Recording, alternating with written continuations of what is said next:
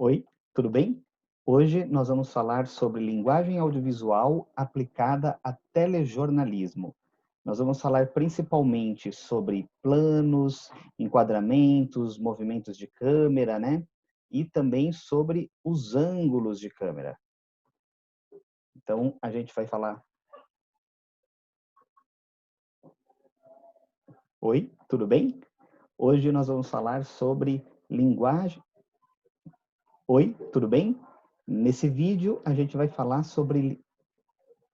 Oi, tudo bem? Nesse vídeo, a gente vai falar sobre linguagem audiovisual para jornalismo, então, principalmente telejornalismo, jornalismo de TV. Nós vamos focar em planos ou enquadramentos e também nos ângulos de câmera. Então, começando pelos planos e enquadramentos, a gente vai do maior para o menor, do geral para o mais específico. Então, muita gente considera o plano geral como o maior plano de todos, mas outros autores incluem também o grande plano geral, que é aquele plano muito, muito, muito aberto, em que você tem muita informação, você vê prédios por inteiro, ônibus, multidões, né? Então, ele é importante para dar uma dimensão espacial. A gente tem depois o plano geral, ele é um pouco mais fechado que o grande plano geral, mas o que significa o plano geral? Que a gente enxerga as pessoas de corpo inteiro, a gente vê dos pés à cabeça. O plano geral pode ser aplicado para gravações externas, para passagem de repórter em movimento, ou até mesmo para programas em estúdio. Em algum momento, ali no começo do programa, a gente apresenta o plano geral, para quando a gente trabalhar com planos mais fechados, a pessoa já teve uma dimensão de como é aquele cenário, de como que é aquele estúdio. Então aqui a gente tem exemplos, né, assim, plano geral com apresentadores em pé, sentados, 4 debatedores numa bancada, né? E aqui também casos de um apresentador em estúdio interagindo na tela com outra apresentadora, ambos estão em plano geral. A gente tem uma imagem de cobertura ali com pessoas de costas também em plano geral. E a Glória Maria ali entrevistando a Mariana Ximenes, elas aparecem de corpo inteiro, a gente pode considerar um plano geral. Já a partir dos próximos planos, a gente já não mostra corpo inteiro, a gente vai fechando mais os enquadramentos. Então a gente tem o plano americano, plano americano, a gente corta ali acima do joelho. Então, ele não chega na cintura, mas ele também não mostra o pé, ele corta acima do joelho. E o plano americano tem esse nome por causa da origem dos filmes de western, de cowboys, quando o enquadramento queria mostrar a arma, a pistola na cintura do cowboy. Então, pegava um pouco abaixo da cintura para que ele retirasse a arma e pudesse levantar a mão. Então, aqui a gente tem alguns exemplos também, tanto em estúdio quanto em externa, de enquadramentos no plano americano, né? Aqui a gente tem ali, por exemplo, William Bonner em plano americano, conversando com uma tela menor, onde está a repórter na externa, e a repórter já não está em plano americano, ela está num plano mais fechado, porque a tela é menor, e temos ali o Sérgio Chapelain também em plano americano, cortando acima dos joelhos. Aí, fechando mais os planos, a gente chega no plano médio. A ideia do plano médio é cortar na linha da cintura, né? Esteja a pessoa em pé ou sentada. Quando o apresentador está sentado, está numa bancada, a ideia é que no plano médio seja possível a gente ver as mãos, a gesticulação, as mãos sobre a bancada. E o plano médio, ele também pode enquadrar mais de uma pessoa, e aí a gente costuma dar o nome de plano conjunto, quando a gente faz um plano médio ali com 2 ou 3 pessoas ao mesmo tempo, seja apresentador com apresentador, seja entrevistador e entrevistado. Fechando mais os planos, a gente chega no primeiro plano ou plano próximo. Nos dois a gente costuma usar a sigla PP.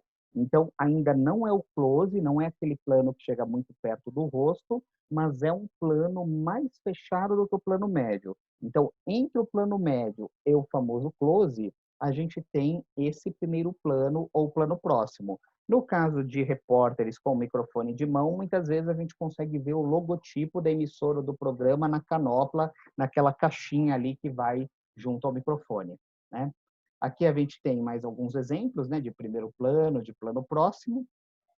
E agora, fechando mais o plano, aí sim a gente chega no close-up ou no famoso close, que a ideia é fechar no rosto das pessoas, sejam apresentadores, entrevistados ou convidados. E se a gente fechar mais o plano ainda, a gente vai ter o super close-up ou plano detalhe, que é justamente essa a função dele, é mostrar um detalhe mesmo, que se o plano estiver muito aberto, o espectador não consegue perceber. Então, por exemplo, se eu estiver fazendo uma reportagem sobre novas tendências de pintura de unha, eu não posso ter planos só abertos ou plano médio, eu vou ter que ter plano detalhe ou close-up para que o espectador consiga reconhecer essas nuances, essas diferenças, né? E aí, quando a gente fala de planos e enquadramentos, precisa tomar cuidado com a confusão dimensional. Isso acontece em fotografia, mas em vídeo e televisão o risco é maior ainda, principalmente quando a gente trabalha com multicâmera, mais de uma câmera em estúdio, que às vezes está tudo legal no plano, no enquadramento de uma câmera, quando o diretor de imagem corta para outra câmera, a relação da pessoa com o que está atrás dela, o fundo dela, pode dar a confusão dimensional. Então, quando parece algo saindo da cabeça, coisa do tipo, a confusão dimensional é isso, mistura um elemento do fundo com a pessoa que está na frente. Agora a gente vai abordar os ângulos de câmera, né? Como é que a gente posiciona o tripé, a câmera. Então, primeiro vamos falar do plongé. Para ficar claro, para ninguém confundir, como existe o plongé e o contra-plongé, plongé vem do francês e significa mergulho. Então, é só a gente lembrar que a pessoa mergulha de cima para baixo e não de baixo para cima. Então, o plongé é aquele plano que pega de cima para baixo. Todas essas imagens que estão na tela aqui estão em plongé, então a gente mostra mais o chão, o solo, pode passar uma sensação de diminuição, de perda, de inferioridade, né, de tristeza. Então esse é um plano que ele mostra ali um recurso artístico também. O contra-plongé é o contrário, a gente grava ou transmite ao vivo, né, de baixo para cima. Então, isso pode causar um engrandecimento, uma sensação de poder, deixar as pessoas maiores na tela, ou às vezes é uma decisão de enquadramento justamente para poder captar algo importante que está no alto da imagem, como nessa imagem das manifestantes com a igreja ao fundo. Então, plongé de cima para baixo contra plongé de baixo para cima. Temos também o plano zenital. O zenital seria o plongé 90 graus, né? Você pegar literalmente 90 graus de cima para baixo. Então, todas essas imagens que estão aqui estão em plongé. A gente vê de cima para baixo num ângulo de 90 graus.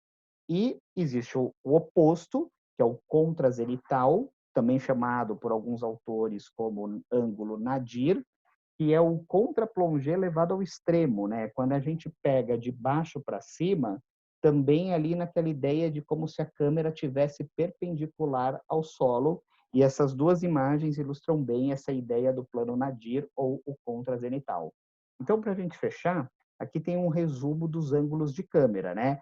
O que a gente considera normal, no caso do ângulo, é posicionar a câmera na altura dos olhos do entrevistado, do apresentador, do ator, o plongé de cima para baixo, contra plongé de baixo para cima, o zenital 90 graus de cima para baixo e o nadir ou contra zenital perpendicular ao solo, pegando ali 90 graus de baixo para cima.